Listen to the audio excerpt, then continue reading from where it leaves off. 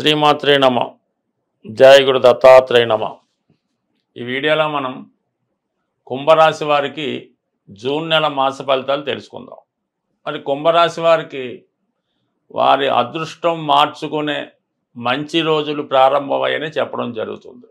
ఇప్పుడు ఈ నెలలో మీకు శుక్రుడు తృతీయ స్థానంలో ఉండడం వల్ల మీ రాశికి యోగకారకుడు శుక్రుడు మూడో స్థాన సంచారం మీకు ఒక చక్కని మిత్రుల సహకారంతో మీ జీవితానికి కొత్త మార్గం వేసుకునే అవకాశం ఉంటుంది.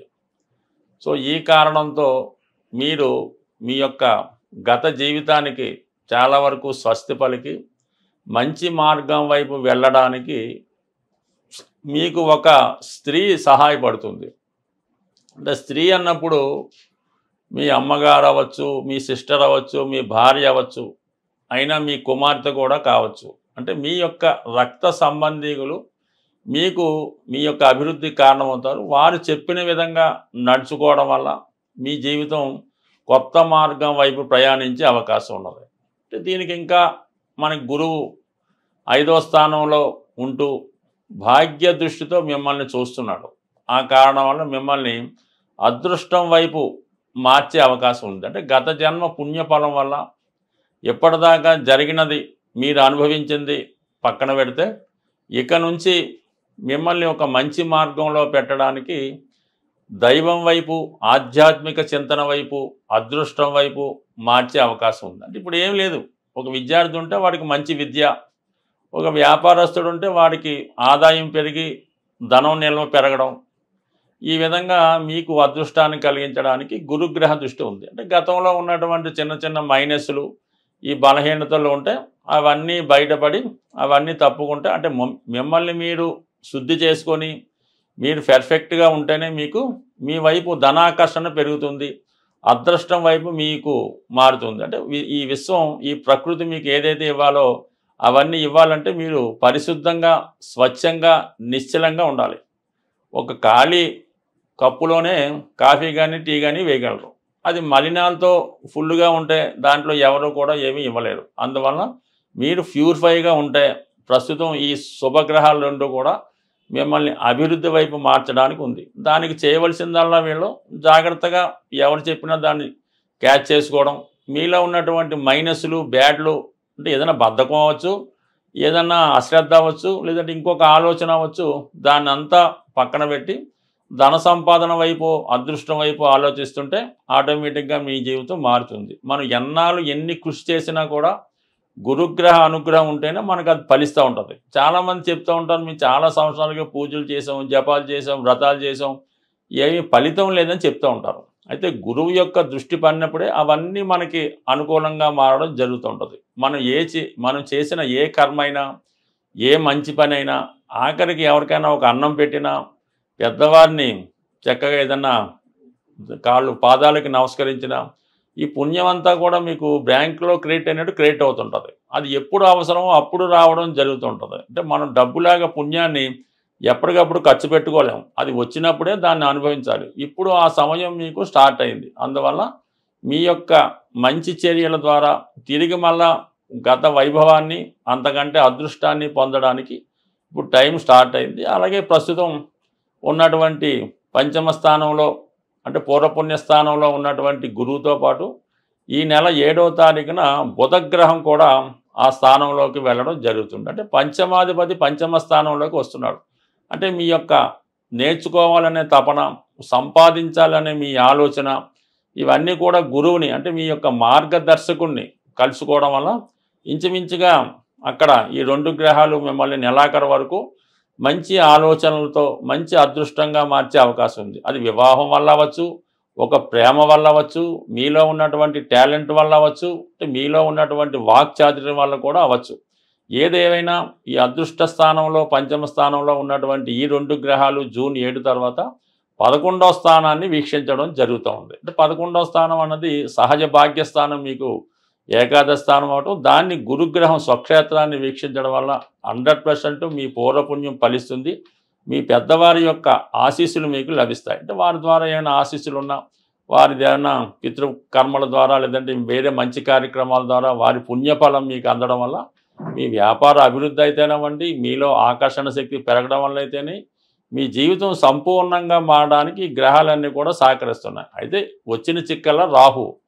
ఈ రాహు మిమ్మల్ని తొందరగా పైకి రావాలనే ప్రలోభంతో చాలా వరకు కొంతవరకు చట్టానికి వ్యతిరేకంగాను, అప్పటికప్పుడు మన రూల్స్ మార్చుకోవడము, కొన్ని ఆచారాలను పాటించకపోవడము, ఇతరుల ఆచారాలను పాటించడం, ఇలాంటి కొన్ని కార్యక్రమాలు లాంటివి చేస్తూ ఉంటారు. అంటే ఇవి కొద్దిగా సొసైటీకి విరుద్ధంగా ఉంటుంటాయి.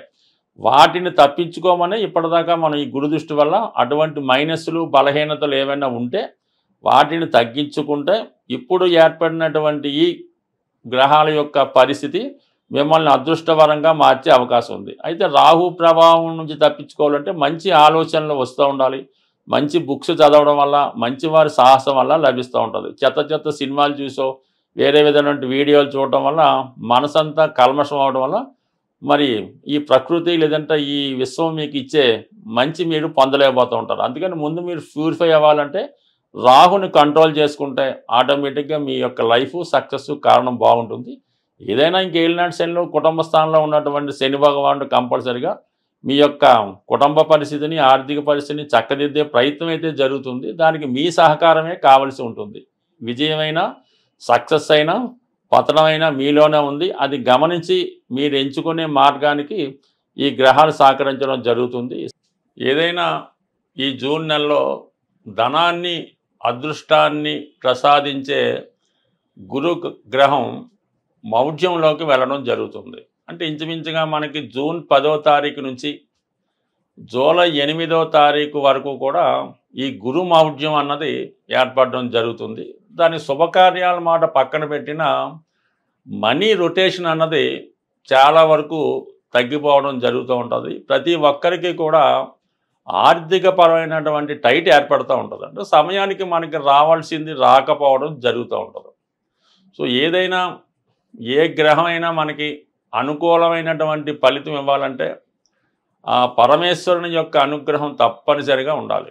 అంటే శివుడు అభిషేక ప్రియుడు అవటం వల్ల శివునికి ఈ సమయంలో మనకి ధనాన్ని ఇచ్చే కొన్ని పరిహారాలు తెలుసుకుందాం. అందులో ముఖ్యంగా శివునికి ఈ మారేడు దళములు సంపాదించి అవి నీటిలో వేసి ఆ జలంతో అభిషేకం చేయవలసి ఉంటుంది. అంటే మారేడు దళములు వేసినటువంటి వాటర్తో అభిషేకం చేయాలి. దాని తర్వాత ఏంటంటే రుద్రాక్షలు కొత్తవి తెచ్చి నీటిలో నానబెట్టి ఆ జలంతో అభిషేకం చేయడం వల్ల ఎంతటి కష్టమైనా పోతుందన్నమాట. ఆఖరికి పెద్ద క్రైమ్ అయినా పోతూ ఉంటుంది. దాని తర్వాత జనరల్గా ధనం కొరకు చెరుకు రసంతో అభిషేకం, లేదా ఆవు పెరుగుతో అభిషేకం, లేదంటే అరటిపళ్ళు గుజ్జుగా తయారు చేసి వాటి యొక్క అరటిపళ్ళు యొక్క పానకంతో అభిషేకం చేయొచ్చు. దీని తర్వాత ఏంటంటే లక్ష్మీ అమ్మవారికి శుక్రవారం రోజు ఎరుపు రంగు పూలతో అలంకరించి పూలదండ వేసి మరి చలిమిడి, వడపప్పు, పానకం నైవేద్యంగా పెట్టి ఈ ప్రసాదాన్ని ముత్తైదువులకి, కన్య పిల్లలకి, 12 సంవత్సరాల లోపు పిల్లలకి మీరు వాళ్ళకి ప్రసాదం ఇవ్వటం వల్ల, అంటే ప్రసాదం అంటే ఏదో కాకుండా సంతృప్తికరంగా ఒక ప్లేట్లో చక్కగా ఈ వడపప్పు, చలిమిడి, పానకం వేసి హ్యాపీగా తినేలాగా పెడితే కంపల్సరీగా మీకు ఆ ఫలితం రావడం జరుగుతూ ఉంటుంది. అలాగే మన గృహం ఇంకా ఏదైనా మీ యొక్క జాతకాన్ని సంపూర్ణంగా క్షుణ్ణంగా తెలుసుకోవాలి, అలాగే మీ యొక్క జీవితాన్ని బాగుపరుచుకొని అటు మీ యొక్క సొంత గృహాన్ని అంటే నివసిస్తున్న గృహాన్ని, అలాగే మీ యొక్క జాతకాన్ని ఏమైనా లోపాలు ఉంటే సరి చేసుకొని మీరు అదృష్టవంతులుగా మారాలంటే మీకు తెలుసున్నటువంటి జ్యోతిష్కులు ఎవరైనా ఉంటే వారిని సంప్రదించి వారు చెప్పింది ఫాలో అయింది. లేనప్పుడు ఇందులో ఇచ్చినటువంటి ఫోన్ నెంబర్లో మమ్మల్ని సంప్రదించడం వల్ల కూడా సాధ్యమైనంత వరకు మాకు తెలిసిన పరిజ్ఞానం ప్రకారం మిమ్మల్ని అదృష్టవంతులుగా మార్చే ప్రయత్నం కూడా చేసే ప్రయత్నం జరుగుతుంది. స్వస్తి.